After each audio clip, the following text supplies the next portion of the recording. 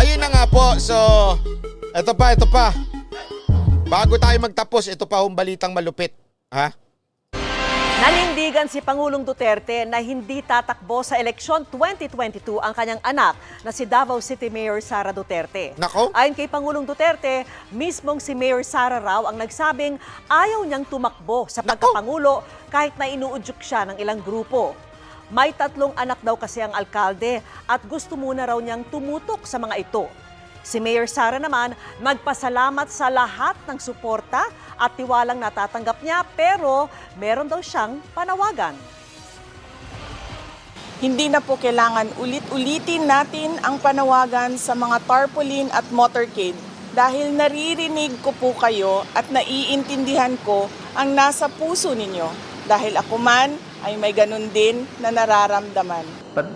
Sabi niya sa akin, marami pa naman panahon, and she used my favorite statement. Sabi niya, kung gusto ng Diyos maging presidente rin ako kagaya sa iyo, maging presidente ako. Hindi kailangan ngayon. Ayan. Actually, ito lang nililinaw natin yan paulit-ulit talaga kahit man gusto natin na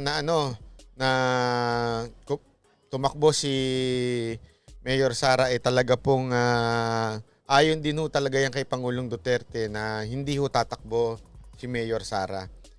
Kaya nga ang option ay si Senator Bongo at si Pangulong Duterte. Alam nyo, ito lang masasabi natin kasi sa laging sinasabi ng iba, wala pa naman na nagawa yan si Senator Bongo. Huwag nyo kalimutan. 6 na taon kasama ni Pangulong Duterte yan habang si Pangulong Duterte namumuno sa ating bansa. Sa madaling salita para nag-OJT na siya habang ang ating Pangulong Duterte Pangulo ng Pilipinas. So kung meron mang nakakaalam ng pasikot-sikot bilang Pangulo, ayan si Senator Bongo. Wala na iba. Kung gusto natin talaga ng tuloy-tuloy itong nangyayari sa ating bayan at tuloy-tuloy, dapat talaga sumama na kayo sa Go Duterte Movement. Ito yung si Senator Bongo at si Pangulong Duterte na Vice Presidente. Sabi ko sa inyo, hindi na mapipigilan yan. At naniniwala ako na yan talaga ang dapat at naniniwala din ako yan ang mangyayari na tatakbo sa 2022. Go Digong o Go Pangulong Duterte. Ibig sabihin nun, go sa Presidente at sa Vice President si Pangulong Duterte na nandyan pa rin siya sa tabi ni Pangulong Duterte habang pinamumunuan ni Senator Gong ang ating bansa. Ngayon, sasabihin ninyo na paano si Mayor Sara? Pagdating ng panahon, kasi nga ang iniisip talaga, ayon sa aking bubuit, inaantay lang na medyo tumanda-tanda ng konti yung mga anak ni Mayor Sara. Para pag sa tamang panahon, siya na ang susunod. Wala na tayong ibang pwedeng masasabi magtuloy-tuloy. Si Senator Bongo lang, susunod si Mayor Sara. After 6 years, another 6 years. So sana makonsider nyo Go Duterte sa 2022. Yun lamang po yung ating hinihingi sa inyo. Why not give it a chance?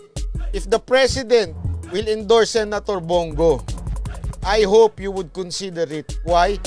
Hindi naman tayo ipapahamak ng ating Pangulo. Kung nagtiwala kayo ng 6 na taon sa ating Pangulo, magtiwala din kayo sa kung ano man at sino man ang i-endorse niya sa 2022.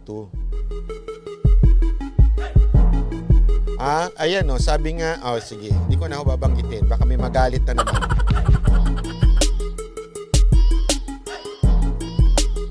Ayun lamang po yung sa akin, Bago tayo magtapos, gusto ko lamang mag-share uli ng konting encouragement sa ating mga kababayan. Dahil alam naman natin, ito yung panahon na patuloy tayong dumadaan sa pagsubok sa ating bayan. Actually, hindi lang sa ating bayan, sa buong mundo po. Dumadaan po tayo sa matinding pagsubok, hindi lamang po ito pang physical o paging sabihin natin scientific. It's more than that.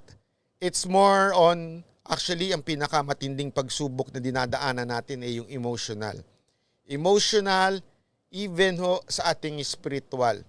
Alam nyo, every day of our lives, whether you like it or not, we are encountering so many disappointments, so many frustrations, so many failures sa buhay natin.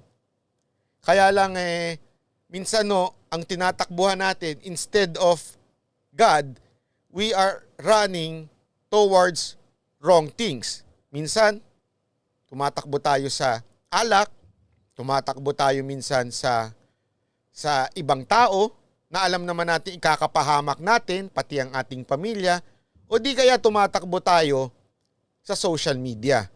Na kesa na tayo ay ma-encourage, kesa na matulungan tayo, tayo lang lalong bumabagsak o lalo tayong nawawala ng loob.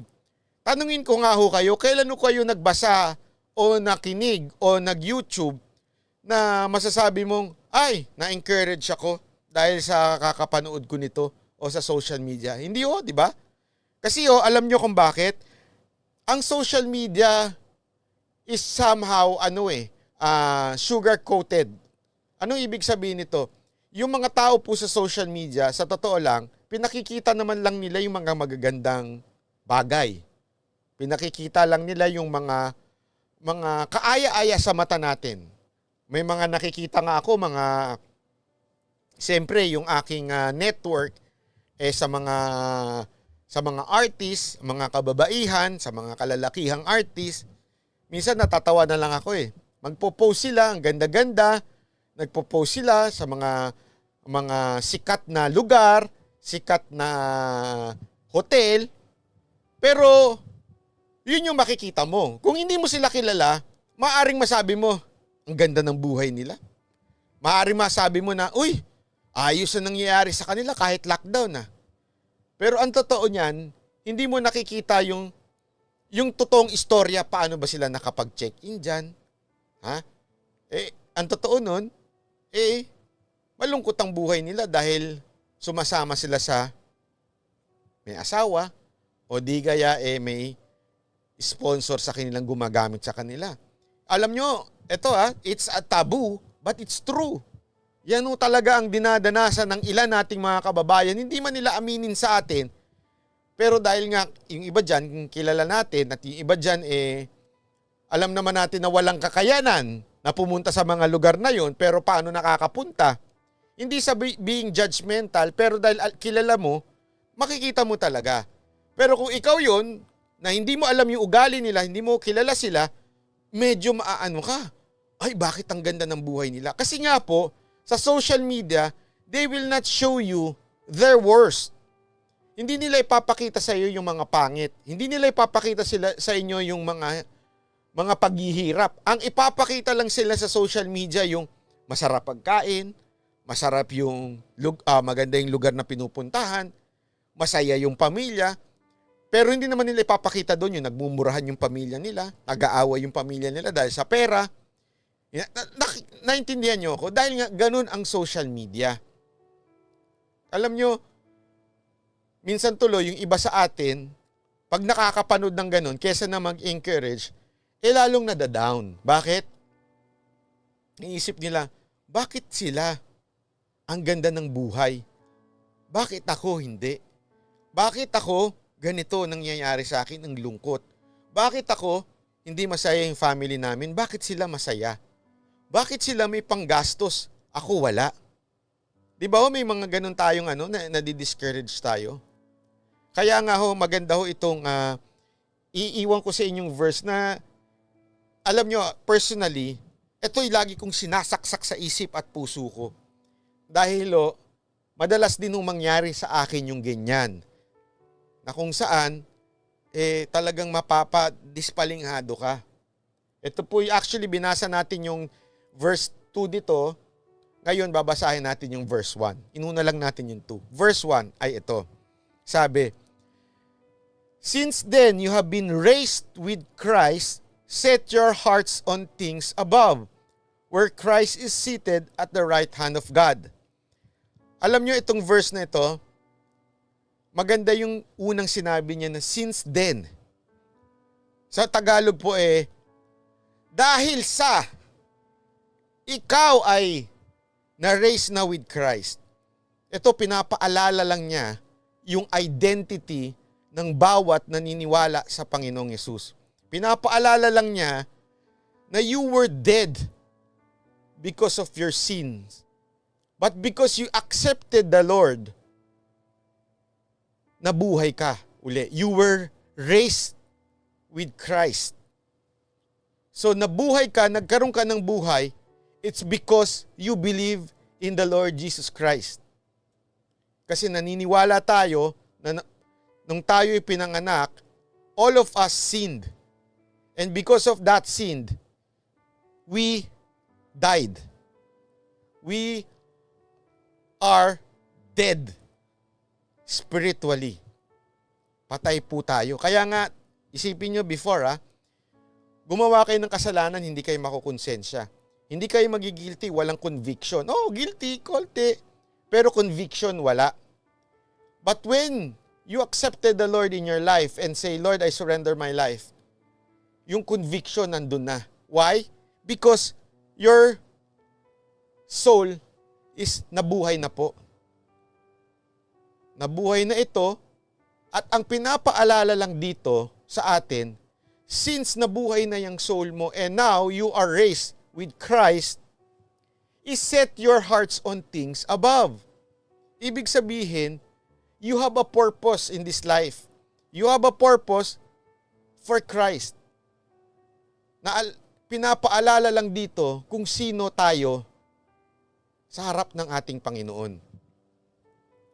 In other words po minsan kasi madalas, kasi dahil siguro marami tayong kasalanan na gagawa, hindi tayo perfect, naisip natin everything is okay. Okay lang, siguro magkasala kasi wala, hindi ko na kaya Talagang from time to time, marupok ang aking puso. Di ba? Minsan ganun tayo Kaya lang pinapaalala sa atin dito na remember, you have been raised with Christ. You have this new life with Christ. Don't forget that. Set your eyes, your heart above. Ibig sabihin, dapat ang focus mo na yung mga bagay na sa panghabang buhay o yung para sa ating Panginoon. Kasi even if you are new in Christ, since you surrendered your life to Christ, pwede ka mabuhay ng parang patay. Anong ibig sabihin nito? Because of your sins, nagiging kalos na yung heart mo to the point na hindi ka na nakakaramdam. Parang nga patay, di ba? Ang patayo, kahit anong saksak mo dyan, hindi na nakakaramdam yan. So ganun ang nangyayari sa atin. Even if you are alive in Christ, even if you have a new life in Christ, but because of so many sins in your life, nagiging parang wala ka nang nararamdaman. Kaya nga pinapaalala sa atin paulit-ulit ito. Even to me, ito ang aking ang aking reminder sa sarili ko na you are no longer citizen of this earth. You are raised with Christ. So yung heart mo dapat, yung pananaw mo sa buhay, hindi dapat pareho nung dati mo. If you were fighting because gusto mo lang lumaban, gusto mo lang mang-away, mali yun. So you have to set your heart on things above. Ano ba yung dapat mong ipaglaban? Ipaglaban mo yung tama, ipaglaban mo yung righteousness, ipaglaban mo kung ano yung kagustuhan ng Panginoon. Hindi yung labang ka lang ng laban, basta ka lang makalaban, makabuli, makaano, hindi dapat ganun. Atin pong minsan naiisip, minsan nagkakamali, minsan aminin ko, minsan napapasobra yung banat, natuloy maiisip mo na kailangan mong ibalik uli yung sarili mo dito sa verse na ito. You are been raised with Christ. So set your heart above. Huwag mong kakalimutan yan. This is a reminder to me na gusto ko lang ibahagi sa inyo. Minsan, dahil sa busyness ng buhay na mag-survive tayo dito sa earth, we forget that there is a life after we live here on earth. Kasi sa sobrang busy.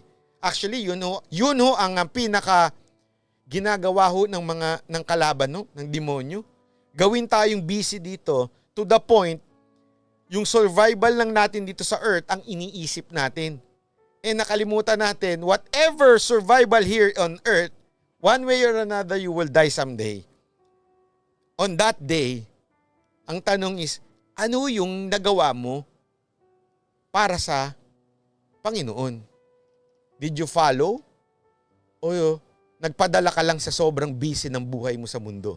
Kaya nga, ulitin ko lang po, since then, you are raised in Christ.